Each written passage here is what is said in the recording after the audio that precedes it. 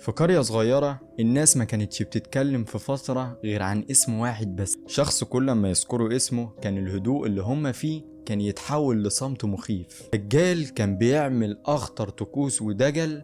الناس كلها كانت بتخاف تذكر اسمه من كتر الشر اللي كان بيعمله. بل في ناس اختفت بعد ما دخلت بيته، محدش يعرفها اختفت فين لحد اليوم اللي بكلمكم فيه ده. والقصة بتاعت النهاردة هي الليلة اللي كشفت كل حاجة عند الدجال. شاب اسمه مروان ما كانش بيصدق عن السحر والدجل نهائي، لحد ما مروان جه في يوم أبوه مات بشكل غريب، وأمه بدأت إن هي تمرض بمرض مش مفهوم، وكل ما يوديها الدكتور الدكاترة ما بيعرفوش يشخصوا الحالة اللي هي فيها.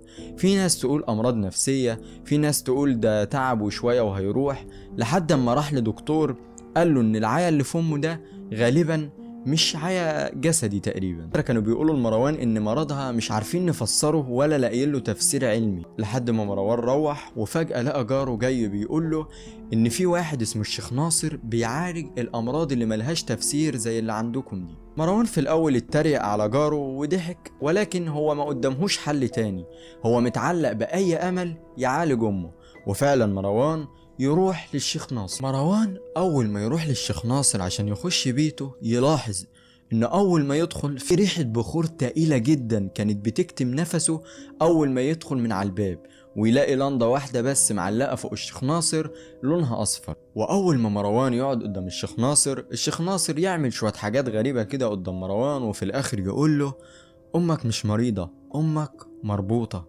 مروان أول ما سمع الجملة دي قلبه وقع، ولكن هو كمل يسمع الشيخ ناصر هيقول ايه. الشيخ ناصر بدأ ان هو يقعد قدام مروان وجاب طبق وملاه مية، وبدأ انه يرسم بإيده في الطبق ده دواير، ولكن الدواير دي ما كانتش بحبر، دي كانت بالدم. أول ما مروان لقى الشيخ ناصر بيرسم دواير بالدم ففجأة زعق مع الشيخ ناصر وقال له ايه اللي انت بتعمله ده. الشيخ ناصر قال له لو اتكلمت تاني الكيان اللي معايا هيخفي امك ومش هنعرف نرجعها تاني ابدا. الشيخ ناصر بدأ يردد كلام غريب جدا مروان عمره ما سمعه، لغة مش عربي ولا لغة مفهومة اصلا، دي طلاسم غريبة جدا.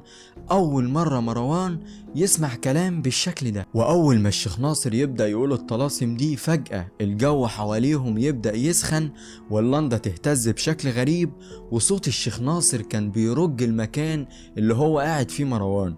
وفجأة يلاقوا الباب اللي كان داخل منه مروان يتقفل بشكل شديد جدا، والمكان اللي هم فيه يتحول لصمت تام. مروان اتجمد من الخوف مكانه. وأول ما الدنيا تبدأ تهدى مروان يبدأ يبص في الطبق اللي قدام الشيخ ناصر، يلاقي وش بيبص للشيخ ناصر، ولكن ما كانش انعكاس لوش الشيخ ناصر، ده كان وجه مختلف تماما وكان بيكلم الشيخ ناصر، ولكن مروان ما كانش سامع بيقول ايه للشيخ ناصر بالظبط. مروان حاول يجري من مكانه ولكن الشيخ ناصر مسكه بشكل سريع، قال له لو اتحركت الطقس اللي احنا بنعمله هيمسك فيك ومش هنعرف نرجعك تاني. الكلام بتاع الشيخ ناصر وقع في ودن مروان زي السكاكين بالظبط، ومروان اتجمد من الخوف مكانه. بعد ما الشيخ ناصر يخلص مروان يبدأ يجري على طول عشان يطلع من بيته، ولكن فجأة ومروان بيخرج يلاقي أوضة على إيده اليمين يبص فيها، جوه الأوضة دي رموز غريبة جدا، والرموز دي عبارة عن سحر وشعوذة الشيخ ناصر كان بيعملها.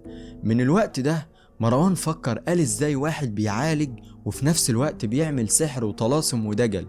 مروان يبدأ يدخل الأوضة دي عشان يشوف جواها ايه، يلاقي دمية مرسوم عليها دجل وشعوذة، ويلاقي الدمية دي فيها دبابيس ومتخرمة. ولكن الغريب ما كانش في كل اللي مروان شافه ده، فجأة يلاقي صور لناس ويقلب في الصور دي يلاقي من ضمن الصور صورة لأمه، ويلاقي الصورة بتاعت أمه مرسوم عليها كلام مش مفهوم وحروف باللغة العربية عبارة عن سحر وطلاسم وشعوذة. مروان اتجمد من الخوف وفهم في الوقت ده ان اللي بيأذي امه هو نفسه اللي جاي عشان يعالجها. مروان اتجمد من الخوف وبدأ يجري من البيت، وبدأ ان هو يروح عشان يفكر هيعمل ايه. مروان بعد ما يروح يبدأ يفكر هيعمل ايه لحد اما قرر انه يواجه الشيخ ناصر. فعلا مروان قرر انه يروح وخد كشاف معاه، ولكن كان خايف جدا من اللي هيحصل لو واجه الشيخ ناصر. مروان يبدأ يخبط على الباب، مفيش حد يرضى يفتح له. يبدأ يحط ودنه على الباب عشان يسمع ايه اللي بيحصل جوه عند الشيخ ناصر، مفيش أي صوت طالع تماما. يبدأ يفتح الباب ويدخل، يلاقي كل الأضواء مختفية من البيت. يبدأ يولع الكشاف ويدخل الأوضة اللي كان فيها الصورة بتاعت أمه وصور الناس اللي كان معمول لها سحر. مروان أول ما يبدأ إنه يدخل الأوضة دي، يبدأ يسمع صوت همس وأصوات مرعبة جدا رعبت مروان. يبدأ إن هو يركز في الأوضة دي، يلاقي على الأرض دواير مرسومة بشكل كبير، وفي نص الدايرة دي جثة ملفوفة بقماش أسود.